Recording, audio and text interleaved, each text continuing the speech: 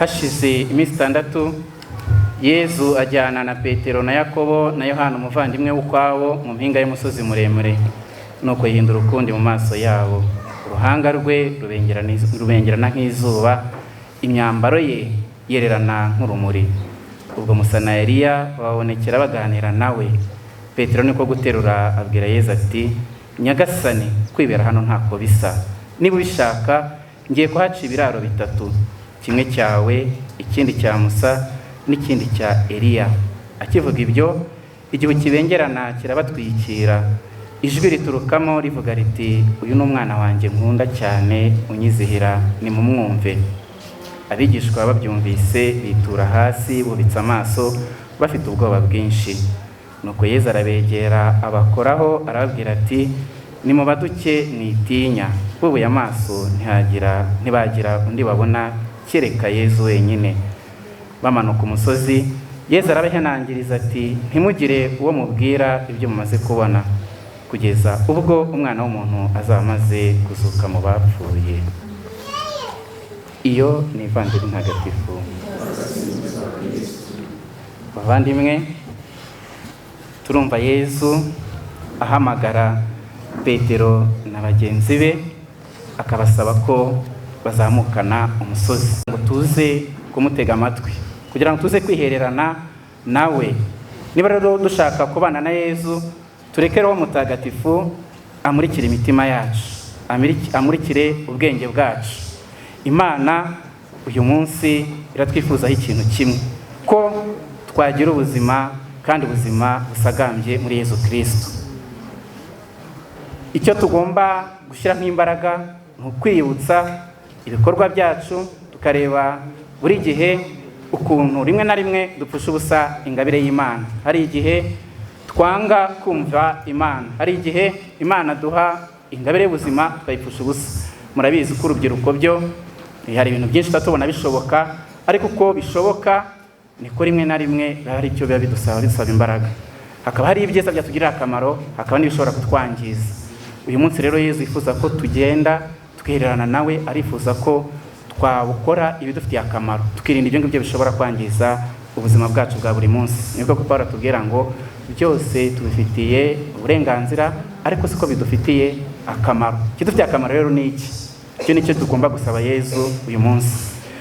Yezu yafashe Petero, afata Yakobo, afata Yohani, abajyana ukwabo ku musozi muremure.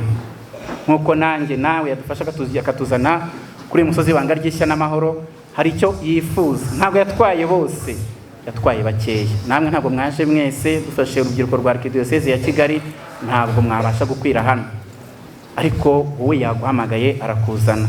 Nuko Yezu hari ikintu cy'ingenzi yifuza kukubwira nk'inshuti ye ya hafi. Mu mazina ushyiremo Petero, ushyiremo Yakobo, ushyiremo Yohani, hanyuma ushyiremo n'izina ryawe. Nyagasani arifuza ko mugendana. Arashaka kukubwira iki? Uyu munsi Yezu aragusaba mbere na mbere kwemera mukagenda, kuko ababwira ngo tugende ntabwo bari bazi aho bagiye. Arifuza ko wemera mukajyana aho hantu hatari urusaku, hatari rwaseri zishoboka zose, hatari ibirangaza by'iyi si, kugira ngo agire ikintu akubwira mwiherereye bucece. Niyo mpamvu dusabwa kenshi guceceka kugira ngo twumve ijambo ry'Imana. Muri Bibiliya iyo batubwiye umusozi, iyo batubwiye mu mpinga y'umusozi, ni ahantu duhurira n'Imana.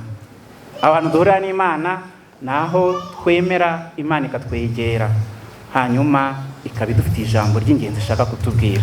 Iryo jambo rero nibyo uyu munsi tugomba gusaba Nyagasani ko atubwira, hanyuma natwe tugafungura amatwi kugira ngo tubashe kumwumva, kuko turangaye nta kintu tumwumva, nta kintu twiyumvira. Yesu ageze ku musozi, ikintu cya mbere yakoze ni ukuhindura ukundi. Mu maso he harabengerana nk'izuba, imyambaro ye yererana nk'urubura. Cyari igitangaza gikomeye. Abo bigishwa ba Yezu ari abo bari bazamukanye, ari abo yari yasize, amara barigeze amubona gutyo. Bari basanzwe bamuzi nka mwene Mariya na Yosefu, bari basanzwe bamuzi nk'umubaji, bari basanzwe bamuzi nk'umwigisha mushya utaramenyekana, utamenyerewe cyane, ariko bwari ubwa mbere bamubonye asa gutyo, abiyeretse mu ikuzo rye. Isura ye yahinduye uko yari isanzwe, imyambaro ye nayo irahinduka. Ibyo ngibyo byadufasha kumva umutima wacu uko Imana idukunda iyo yifuza kuduhishurira ubwiza bwayo. Hamwe twe tugerageza kubigereranya n'izuba, tugerageza kubigereranya n'urumuri, ariko se urwo rumuri ni uruhe? Yesu hari icyo yifuza kwereka abe, hari icyo yifuza kwereka, icyo yifuza kunyereka. Icyo nsaba rero nta kindi ni ukumutega amatwi. Ese ndabyumva? Wambaza impamvu nazamutse uyu musozi nayimusobanurira? Wambaza impamvu nemeye ko imvura inyagira nabimusobanurira? Byagorana, ariko urukundo rw'Imana nirwo rutureshya tugakurikira Yesu. Ariko se ndabyumva ukuntu Yesu ankunda? Ese ndumva icyo Yesu yifuza kumbwira uyu munsi? Mu gihe baramaze kubona Yesu ahindutse ukundi, bagiye kubona haje abandi bantu babiri, Musa na Eliya, batangira kuganira nawe. Musa ninde? Eliya ninde? Hejuru y'umusozi niho tubona Yesu agiye kuganira, agiye gukorana inama idasanzwe n'abo bantu babiri bakomeye muri Bibiliya.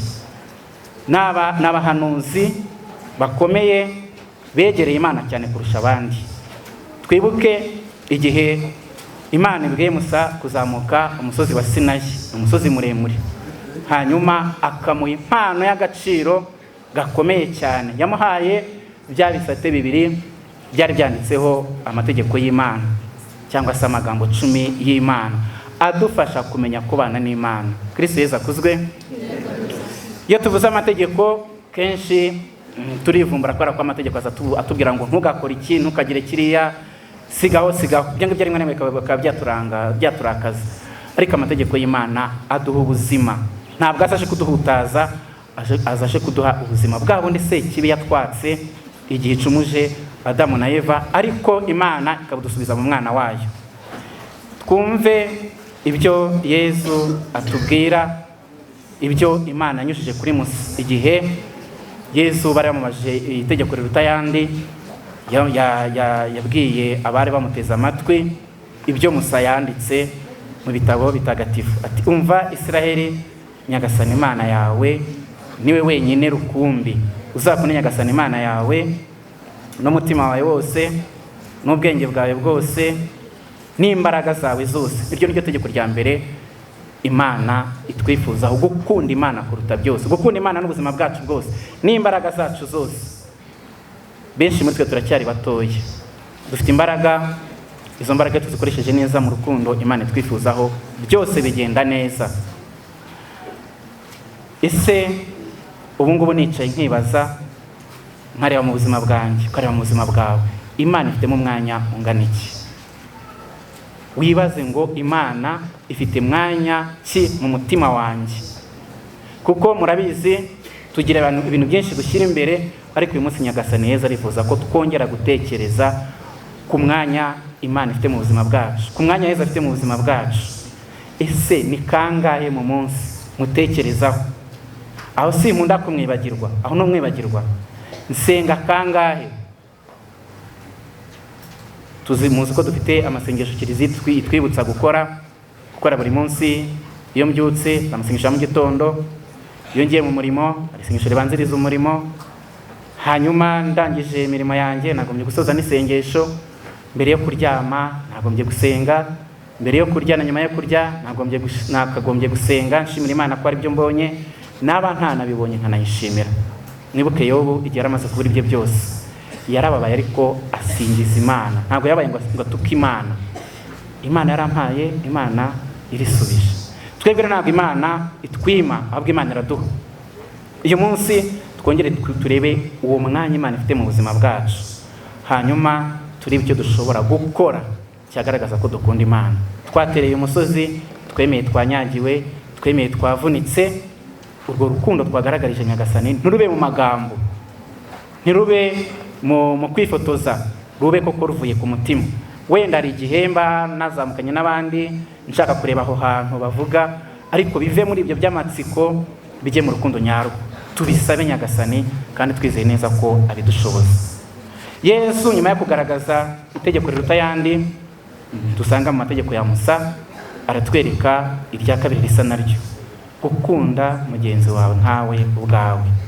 Yesu akatubwira ko nta yandi mategeko aruta ayo ngayo, ndetse akanatubwira ko uramutse ayo mategeko uyubahirije, itegeko ryo gukunda Imana, itegeko ryo gukunda mugenzi wacu nkatwe ubwacu, ibyanditswe na Musa, ibyavuzwe muri Zaburi, ibyavuzwe mu bahanuzi, byose waba ubifite, waba ubirimo neza, uramutse ubashije gukunda uko Imana yifuza ko dukunda. Mugenzi wanjye mukundane. Benshi muri twe turitegura ko mu muhamagaro wacu tuzashinga ingo, hari n'abatekereza ko baziha Imana, hari abatarafata icyemezo. Yohani n'umwe utubwira ko tudashobora kuvuga ko dukunda Imana tutabona n'amaso yacu, ngo tuvuge ko tuyikunda tudakunda mugenzi wacu tubonesha amaso yacu. Uwo muhamagaro uwo ari wo wose, waba uwo kwiyegurira Imana, waba uwo gushinga urugo, byose bisaba gukunda, byose bisaba ko twirekura, bisaba ko twitanga. Nk'urubyiruko twifuza kuzagira ingo nzima zizihiye Imana, twifuza urugo ruzima rutarimo stress nk'izo tujya tubona muri iyi minsi, turasabwa gukunda. Ese nakunda nte? Hagomba kubanza Imana. Dufite wenda batubwira ko badukunda, ese badukunda gute? Aho niba twikundamo cyangwa tukabikundamo. Ni ryari nikunda mu muntu?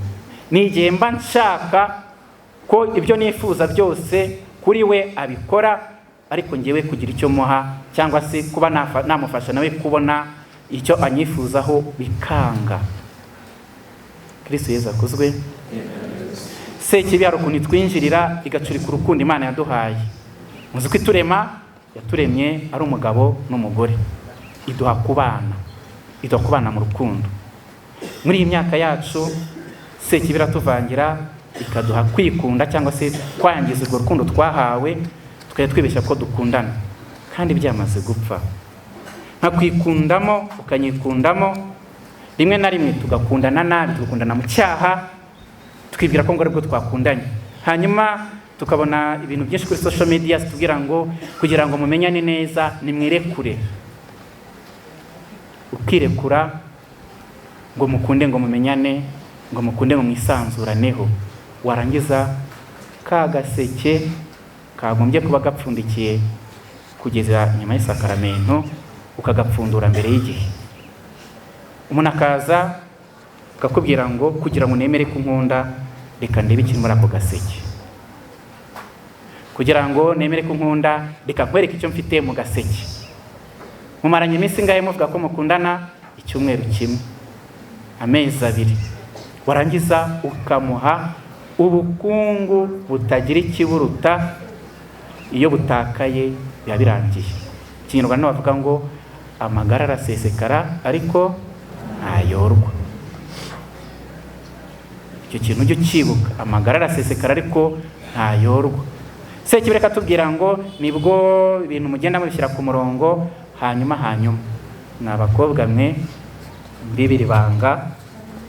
Iyo umusore akubwiye ngo mpishurira iryo banga mbere y'igihe, kenshi birangira bihinduye. Muri kubyumva? Kenshi birangira abihinduye, aho kugira ngo ube umuntu mu maso ugahinduka ikintu. Kandi nta tegeko ufite rikurengera. Iwanyu ntibamuzi, iwabo ntibakuzi, leta yo ntabwo ishobora kubimenya, kiriza byo bari mu gicuku. Kuko yakubwiye ibyo ngibyo, agusaba ko mwiherera izuba ryazimye, imiryango ifunze, amadirishya afunze, cyangwa muri mu bihuru ahantu ntamenya, kugira ngo umuhishurire ibanga ry'ubuzima bwawe. Iyo amaze kubonera ubusa, kenshi arakubwira ngo genda. Ese kwambiraga ko nkunda, ko anyizezaga ibishoboka n'ibidashoboka, ati nari naribeshye. Icyo watakaje ntabwo ugishobora kongera kukibona. Uyu munsi rero Yesu aratwibutsa ko tugomba gukunda mugenzi wacu nkatwe ubwacu. Umusore, niba utinyutse kubwira mugenzi wawe ngo mpishurira ibanga ry'ubuzima bwawe, yamara kuri guhishurira ukajya kurimenera umuhisi n'umugenzi, umenye ko ibyo bintu Imana itazapfa kubikubabariramo. Turi kumvikana? Wa mukobwa wemera ko bakumenesha ibanga ry'ubuzima bwawe, ngwa hano kugira ngo utange ikimenyetso cy'uko ukundanye, menya ko nawe niba wabikoze ku bwende bwawe bitazakorohera kwiyungana Nyagasani, kuko yaguhaye ubwo buzima, aguha imibereho, kugira ngo umufashe kugaragaza ubwiza bwe muri iyi si, ntabwo ari kugira ngo ubutagaguze. Tujye twumvira Imana aho kumvira sekibi. Twabanje gukunda Imana, ntabwo gukunda mugenzi wacu byatunanira.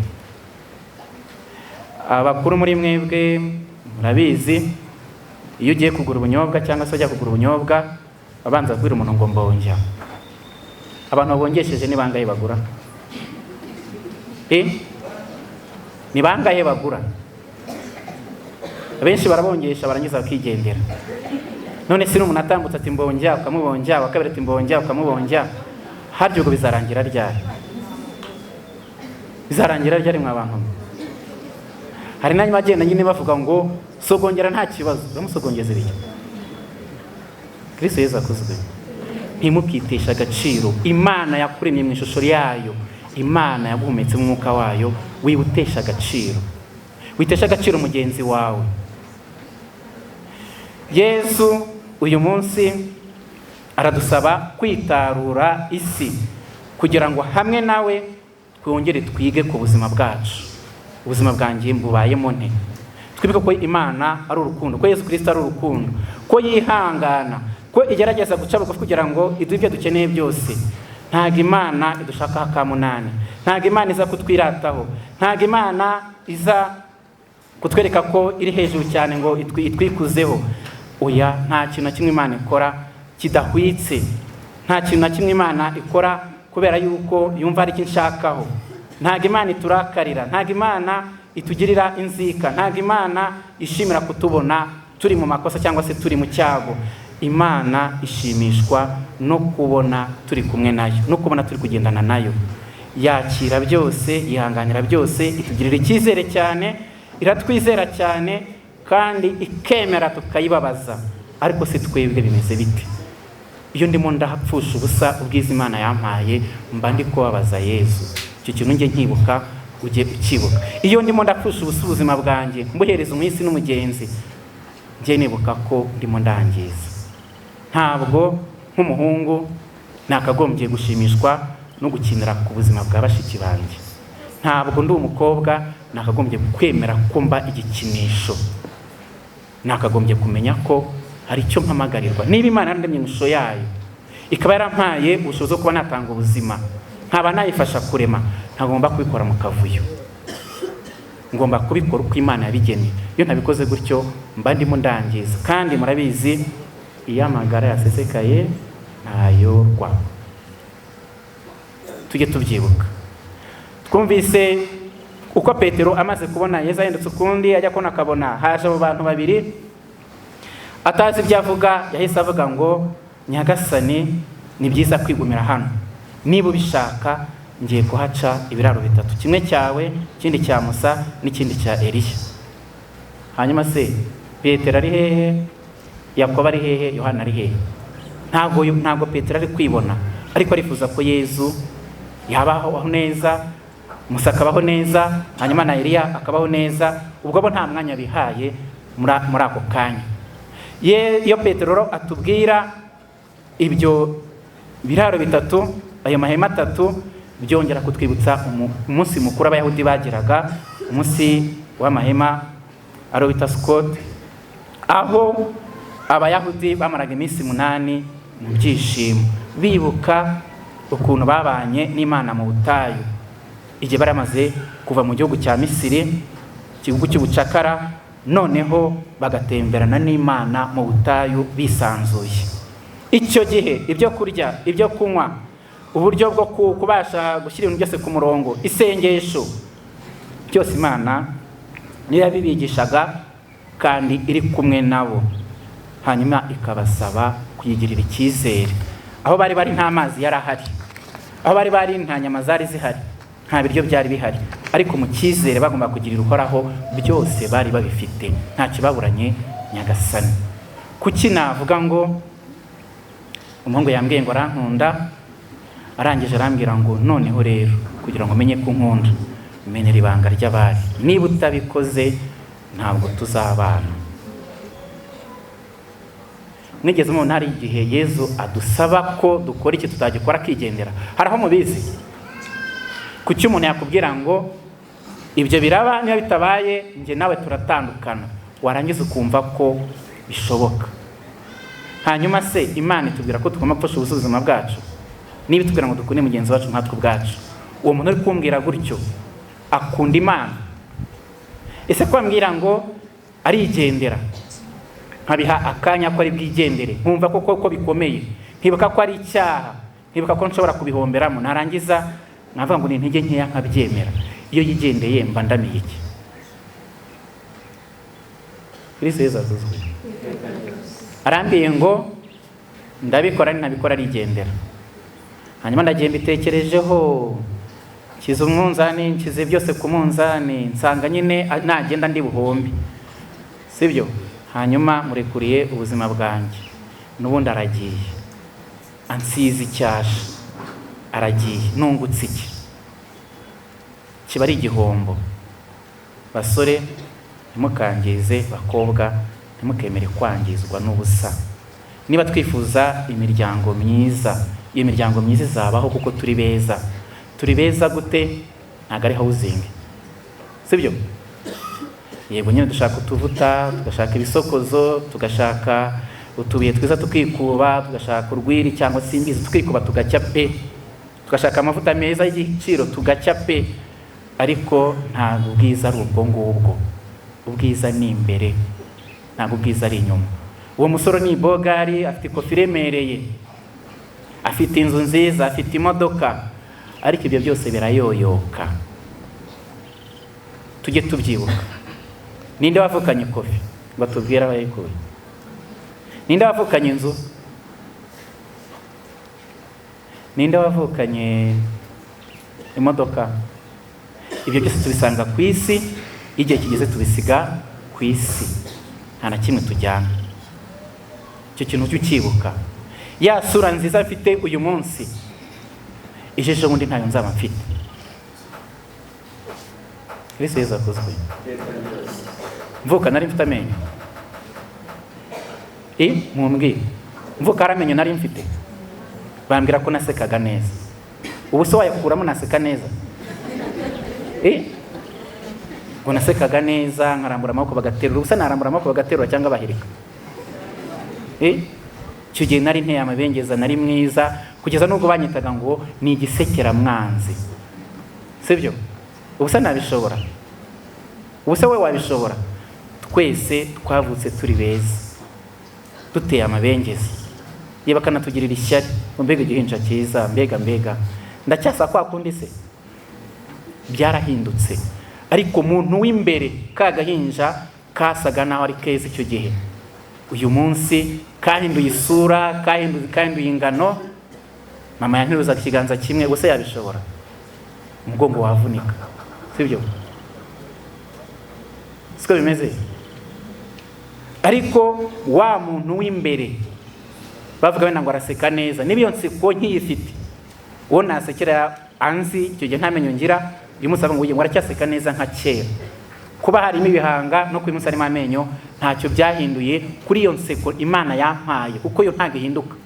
Nubwo iminwa yahindutse, nubwo ishinya yahindutse, ariko ya nseko ntabwo yahindutse.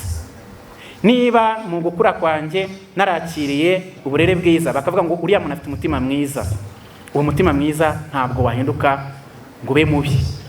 Ibyo bidahinduka nibyo uyu munsi Nyagasani yifuza ko twongera guha agaciro. Ya housing yahinduka, ariko wa muntu Imana yakuremeye ntabwo yahinduka. Wa muntu Imana yaremye ntabwo yahinduka. Uburebure buzahinduka, umubyibuho uzahinduka, ibyo byose bizahinduka, iminkanyari izaza, uzagira n'ubwo ugenda wunamye, ibyo byose bigenda bihinduka, ariko ubwiza Imana yaguhaye n'ubu umuntu yagushyizemo byo ntabwo bihinduka. Uyu munsi twatereye umusozi nk'uyu nguyu kugira ngo Nyagasani twibutse uburyo dukunda, abagira ngo yongere avugurure bya bindi cyaha cyishe muri twebwe. Hanyuma wenda byashoboka ko hari umuhungu, hari umukobwa wamenye ibanga rye, bwa bukungu dufite mu tweso tumene ku busa akaba yarabukubise hasi. Wenda ukavuga uti se none ubu ngubu maze iki? Ntabwo Nyagasani yakuzanye kuri uyu musozi kugira ngo akubwire ngo mve imbere wankoze ibibiwe. Oya, igihe tugihumeka byose Nyagasani abashobora kubisubiza ku murongo. Niyo mpamvu yifuza ko nyine tuva mu biturangaje tukaza kumurangamira kugira ngo atwereke uburyo adukunda. atwereke uburyo tugomba kumugirira icyizere, bityo tukabana nawe muri bwa bwigenge bw'abana b'Imana, tukabana nawe mu byishimo.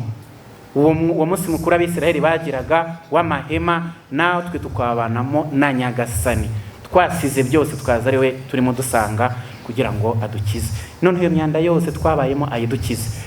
Uwo munsi mukuru waje Abayahudi bari kuzirikana bwa bucakara yabavanyemo, bucakara bwa Misiri, abatari bemerewe kugira ingo nzima, ubyara umwana bakamwica, bagakora imirimo nta ugomba kubashima, bagomba kubahondagura, bakabarima inguma n'ubundi buretwa bwose icyaha gishobora kutuzanamo. Hanyuma Nyagasani ati amarira y'umuryango wanjye narayumvise, abakura mu buretwa abajyana mu bwigenge, abitaho ibyo kurya, ibyo kunywa n'ibindi byinshi cyane. Ntazagire umuntu ukubwira ngo ngiye kwigendera ngo wumve ubuzima bwawe buhagaze. Nagende, akatari amagara bigenza gute? Barahaha, sibyo? Abatoya baravuga ngo bajya ku isoko, kataramagara barahaha. Wituma umuntu agutwara ubuzima bwawe ngo agusige icyasha, agusubize mu buretwa bwa sekibi, ngwaha aragukunda.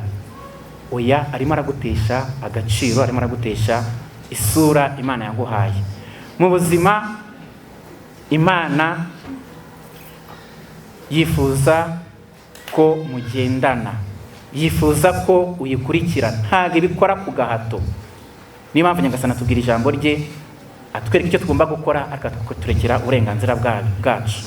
Nawe se kibera tubwira ngo urakora iki, nutagikora iki nturakibona. Niba unkunda kora gutya na gutya, ubwo niba utankunda nagiye.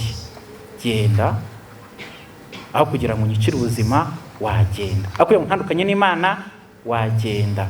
Abagira iyo bajya baragenda, sibyo? Hari igihe twibagirwa icyo bita gukunda Imana. Ntabwo Imana idusaba ibintu byinshi, ntabwo ari utugambo. Mana yanjye ndagukunda, Mana yanjye ndagukunda. Ayo magambo ashobora kuvugwa, ariko Nyagasani yifuza ko biba bivuye ku mutima, biba bitavuye ku rurimi, kuko gukunda Imana ni ukumenya ijambo ryayo no kurikurikiza. Ese uyu munsi inkuru nziza numva imfasha gushingira ubuzima bwanjye ku Mana, cyangwa ndagenda nkavuga ngo Imana idusaba ibintu bikomeye, njye ntabyo nakora? Ntabwo Imana idusaba ibintu bikomeye, kuko icyo dusaba ni yego yacu, iyo twemeye ibisigaye irabyikorera. Icyo Imana idushakaho ni uko kwemera kugengwa nayo mu bwigenge yaduhaye. Ni icyo cyo gukora icyiza, ni icyo cyo kuba abo turi bo, ni icyo cyo gufata umwanya tukitekerezaho, hanyuma tukirukana ibitekerezo bibi biza mu mutima wacu, tugakora ibishoboka byose, tugatekereza ku ngaruka z'igikorwa tugiye gukora. Ese ikintu ngiye gukora ni cyiza cyangwa ni kibi? Bavandimwe, hari igihe umuntu akwegera akakubwira ko agukunda, ariko akakubwira ngo ntuzagire ubibwira. Wa muhungu we, ndagukunda, nzaguha ibyo ushaka byose, amafaranga ndayafite, bajya gukura ibyinyo, ibiki byose ndabifite, ariko ntuzagire ubwira ko dukundana. Kucyakubuza kubivuga nuko arimo arakorana na sekibi, arifuza ko utamenya iryo banga rya sekibi. Kristo Yesu akuzwe. Abakobwa bangahe, abagabo bubatse bajya babwira ngo ndagukunda, tuzakora ibyo dukora byose, ariko ntuzagire ubwira ko dukundana. Kuko nutangira kuvuga ngo kanaka turi inshuti ndetse tuteganya kubana, bazakubwira ko afite urugo, bazakubwira ko hari undi mwana yangirije ubuzima, ndetse ubu ngubu akaba afite umwana wavutse muri ubwo buzima bw'urukundo yari yabeshye mugenzi we, ariko akaba ataramuhaye agaciro. Uwo mwana akaba abayeho nk'utagira se, kandi ise yambara agapoketa neza, agaconga akanwa ke neza, agaconga agasatsi ke neza, akakwereka nk'umusore, kandi byararangiye. Yaramaze kuva mu cyiciro cy'urubyiruko, yaragiye mu kindi cyiciro, nubwo aba adashaka kukivamo. Umukobwa nawe wajya kumusura ati aka ni karumuna kanjye, ni gasaza kanjye, ntumenye ko mu minsi mike bafite abuzukuru. Ntuzagire ubibwira. Iyo umuntu atangiye kubwira ngo ntuzavuge, jya utekereza kabiri, hari ikintu bari kuguhisha. Iyakira ukuri. Niba byarabaye ukaba mama imburagihe, ukaba papa imburagihe, hama hamwe ubyemere, ubyakire. Numara kubyakira wibaze ngo noneho harakorwa iki? Va mu cyaha, ugarukira Imana, umwana habwa amasakaramentu, ubwira Imana uti nakoresheje nabi ubuto bwanjye ariko ubuzima buracyahari, ndacyafite imyaka yo kubaho, mpa kuyibanamo nawe. Ntabwo Nyagasani azabikwima bavandimwe. Hari n'uzakubona ati ndabizi wagize ikibazo, wenda umuntu yaraguhemukiye, ntabwo wenda nje kukugora, ntabwo nje kuvuga ngo kwagendereje abandi nanjye bari kungenzereza. Oya, dushobora gufatana urugendo rw'ubuzima, mukarufatanya umwana agakundwa nawe ugakundwa kandi ubuzima bukagenda. Iyo twakunze Imana byose birashoboka. Naho nukunda amafaranga, amafaranga azashira. Nukunda imodoka, imodoka zizasaza. Nukunda amazu azasaza. Sibyo? Nukunda imirima, imirima izashira. Kunda Imana hanyuma ukunde uw'Imana iguhaye. Wirinde kumwikundamo, wirinde kumukunda nabi. Mu gihe Yesu yari akirimo kuvuga, haje igihu kirabatwikirana. Uko igihe Petero ari kuvuga, haje igihu kirabatwikira. Hanyuma bumva ijwi rivuga ngo uyu ni umwana wanjye nkunda cyane unyizihira. Yibuka kwa kundi Abisirayeli babanye n'Imana mu butayu, hanyuma Imana iraza mu gihu iti uyu ni umwana wanjye nkunda cyane unyizihira, nimumwumve. Nyagasani arifuza ko twumva Yezu twabonye mu buzima bwacu, Yezu twagendanye, Yezu wababaye nkatwe, Yezu wishimye nk'uko natwe twishima. Yezu ntabwo ari ikiveju, ntabwo ari ikivajuru, ntabwo ari ikimanuka. Yavutse nkatwe twese, abaho nkatwe twese. Imibabaro yose dushobora kuba twarahuye nayo, yahuye nayo, ariko ntabwo byamubujije kuba Yezu. Mu nzira y'umusaraba twabizirikanya, aho twavuze ngo ibyo ntabwo byabujije Yezu kuba Imana. Ya mibabaro yahuye nayo abantu bakamusuzugura, ntabwo byamubujije kuba Imana. Yarakomeje aba Imana. Uyu munsi rero Yezu aradusaba kumutega amatwi binyuze mu ijwi ry'Imana ryumvikanye muri cya gihu. Igihu kidushushanyiriza Roho Mutagatifu.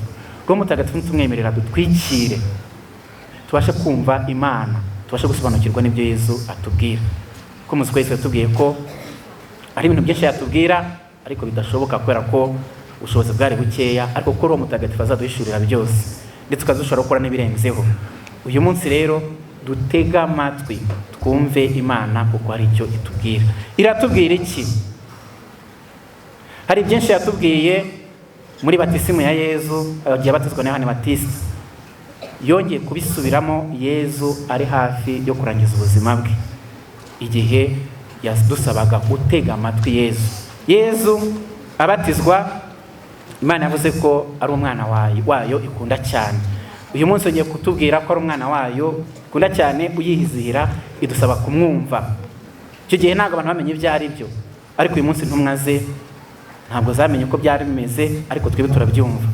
Imana iratwibutsa ko Yezu ari umwana wayo, ko Yezu ari umwana w'Imana. Niba Yezu ari inshuti yanjye, ngomba kwibuka ko ari umwana w'Imana, nkemera ko ari inshuti yanjye, kandi nkifuza ko yifuza ko nanjye naba umwana w'Imana.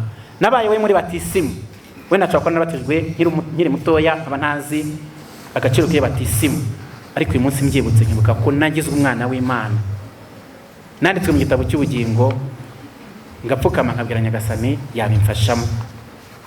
Imana iratubwira ko ikunda umwana wayo, yabivuze kabiri. Ni ukuvuga ko imukunda koko igihe ajya gutangira ubutumwa bwe n'igihe ari gusoza ubutumwa bwe, ariko no kwiyongeraho akantu ko tugomba kumutega amatwi.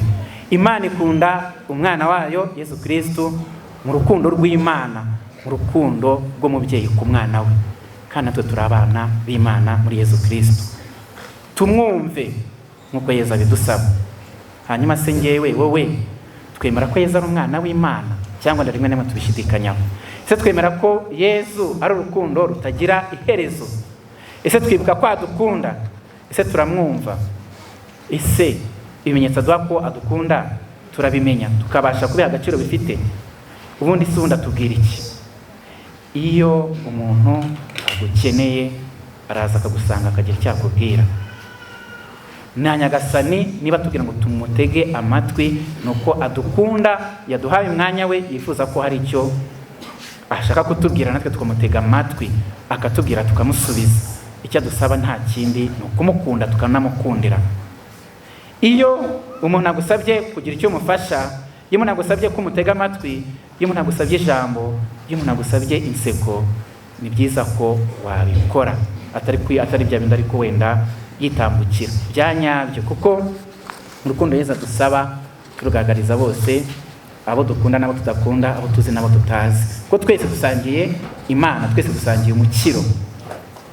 N'inseko yanjye, inseko yawe irarema, ushobora kugira wifasha. Hari igihe umuntu aba akeneye ko tumuba hafi, nta kindi kintu ashaka, yifuza ko twamufasha mu gihe ari wenyine, akabona atari wenyine. Ushobora kuba wazamutse uyu musozi uri wenyine, nubwo wenda bagiye bagukandagira, ariko ukumva uri wenyine, ukabona nta muntu ukwitayeho, ababyeyi ntibagukunda, abavandimwe ntibakikwitaho, n'ibindi, ariko Nyagasani warakuzi kandi aragukunda, anakwitaho. Hanyuma nanjye ubona mfite abo bose, Nyagasani arasaba ko nakwibuka ko hari n'abandi bakeneye iyo nseko yanjye, bakeneye waramutse yanjye, bakeneye mwiriwe yanjye, kuko dukenera ibyo kurya n'ibyo kunywa, ariko dukeneye n'ubumuntu tuvana kuri bagenzi bacu. Ko Imana iturema yaduhaye kubana n'abandi. Ese koko nkeneye abandi? Ese koko nkeneye ko nzi neza ko abandi bankeneye, ko hari icyo bansaba, ko hari icyo nanjye mbasaba? Dusaba Imana izagenda ibidushoboza. Icyo Nyagasani adusaba mbere na mbere ni ukumwumva, hanyuma umutima wacu tukamwerekeza kuri we, tukirinda ibiturangaza kugira ngo hatagira ikibangamira cya kiganiro Imana yifuza kugirana natwe.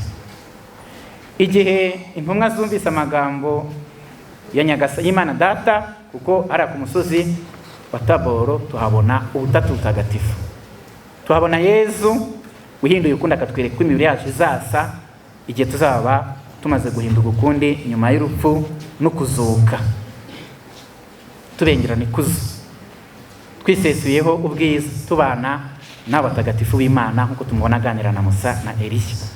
Tukabona icyo gihu, ishusho ya Roho Mutagatifu, agaragara mu ndimi z'umuriro, agaragara mu gihu, agaragara mu muyaga n'ubundi n'andi mashusho menshi.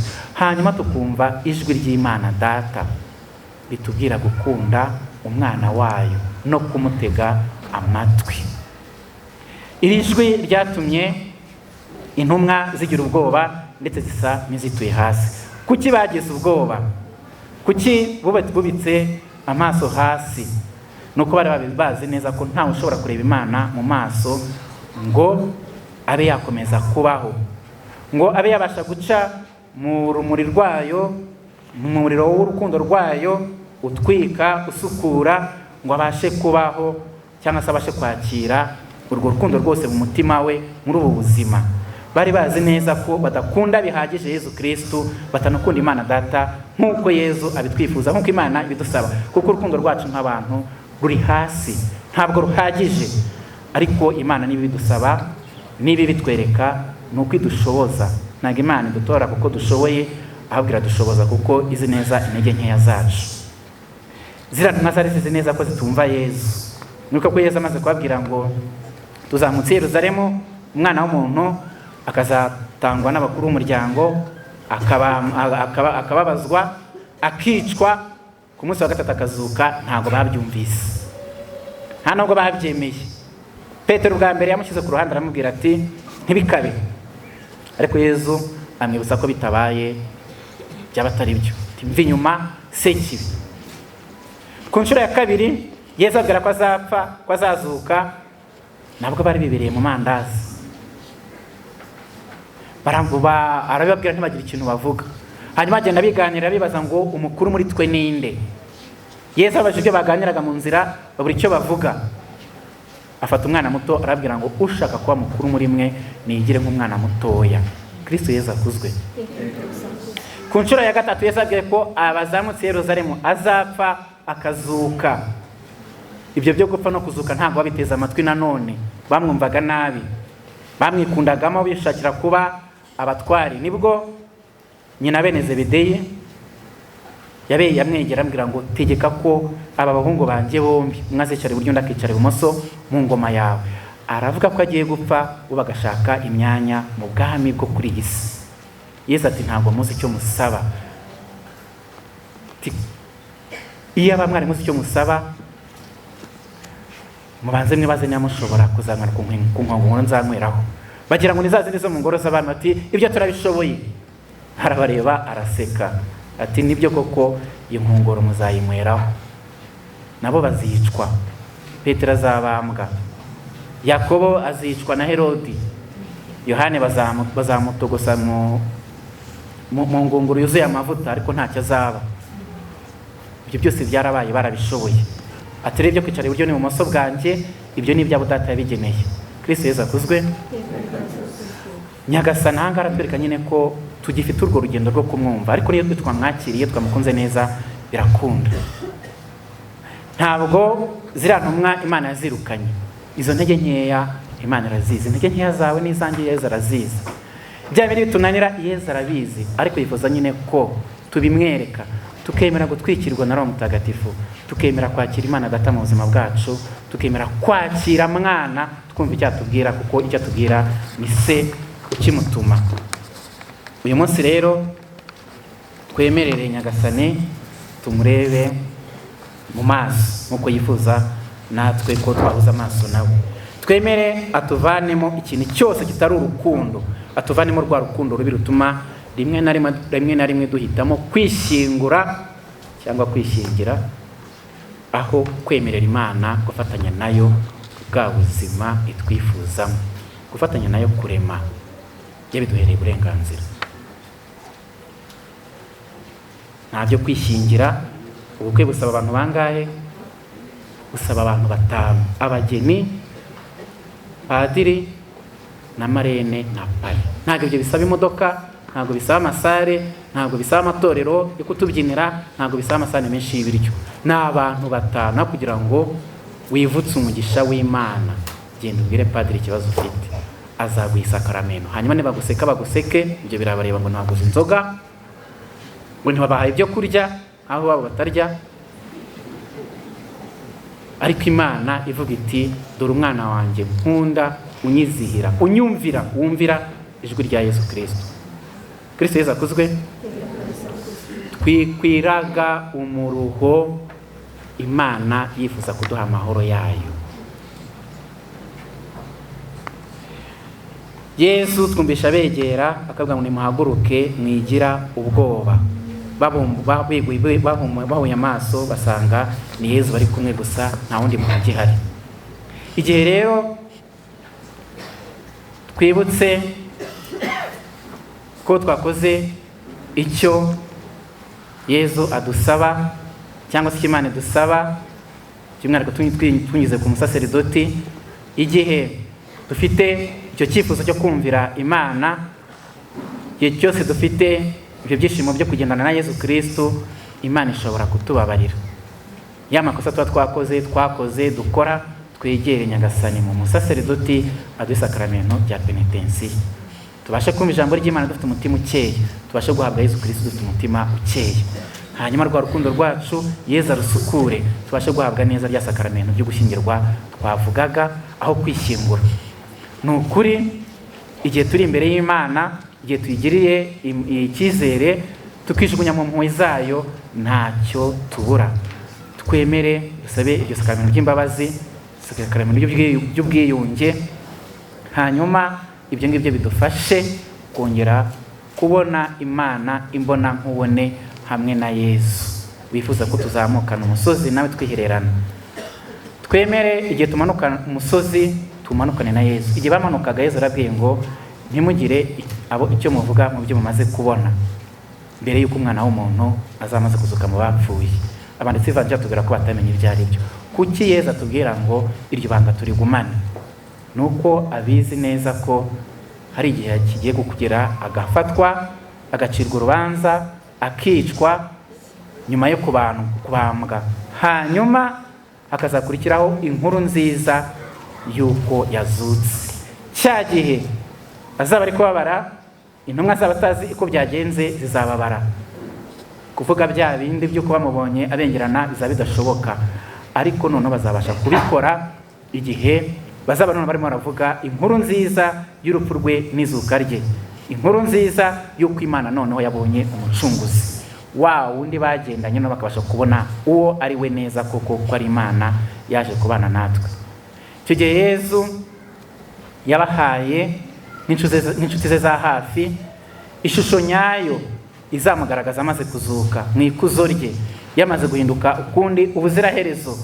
Hanyuma ibyari ibigeragezo n'ingorane z'ubuzima bya bindi biduheza mu cyaha byamaze gutambuka. Natwe iyo dutsinze ikibi, Nyagasani Yezu aduha isura nziza y'abana b'Imana, tukagira iyo nkuru nziza natwe y'umutsindo uzahoraho mu Mana. Igihe tuzaba tumaze gutsinda urupfu, tugenda tubwira abandi iyo nkuru nziza. Iratureba twese kandi duhamagarirwa guhinduka ukundi hamwe na Yezu. Nazamutse umusozi mfite ibibazo byinshi, nibaza byinshi mu buzima bwanjye. Yezu yifuza ko byose byajya ku murongo. Tumwemerere aduhe ubuzima bumukomokaho. Ikuzo rya Yezu, ijambo rihoraho ry'Imana nzima, ikuzo ry'Imana nzima ritusakaremo twese. Hanyuma mu gihu kibengerana twumva ijwi rya Data wo mu ijuru ritubwira ngo uyu ni umwana wanjye nkunda cyane, unyizihira, ni mu mwumve. Nibwo tuzabasha guhesha Yezu ikuzo mu mibereho yacu. Nibwo tuzashyira abandi inkuru nziza, twavuga tutavuga, umuntu akakureba akavuga ngo koko kanaka ni umukristo. Hanyuma twe ko Yezu atubwira ngo nimurebe uko bakundanye, nimukundane babone ko mukundanye. Bavuga bati nimurebe uko bakundanye, bakurizeho gusingiza so uri mu ijuru. Bavandimwe rero, uyu munsi twemerere Nyagasani agendane natwe, twemerere Nyagasani dutegure ubuzima bwacu buzaza, twirinde gutegeza ubuzima bwacu sekibi, aduha urukundo rutari rwo. Twemerere Yezu adukunde, aradukunda ariko igihe tumubuza kudukunda iyo tutamutega amatwi. Tumwemerere uyu munsi natwe, ntabwo yadutwikishije izuba, sibyo? Turebye hejuru yacu natwe twabona hari ibihu. Twemere tubone Musa aganira na Yezu, twibuka amategeko y'Imana, n'amategeko y'urukundo, n'amategeko adufasha gukunda no gukundwa, ntabwo ari amategeko adushyira mu bucakara. Hanyuma rya tegeko rya sekibi ry'urwango ry'urupfu turitera ishoti. Igihe twumva ijwi rya Nyagasani duhamagarira gukora icyo Imana twifuzaho, duhamagarira kumukunda kuruta byose no gukunda mugenzi wacu nkatwe ubwacu, twakire n'ubwo buzima buza butuvana mu kimwaro cy'uko tudakunda byuzuye, mu kimwaro cy'uko tutumva Imana byuzuye. Tumanuke twabaye bashya. Kristo Yezu akuzwe. Dusaba umubyeyi Bikira Mariya wabanye n'intumwa atwigishe kumvira Imana no gukora ugushaka kwayo.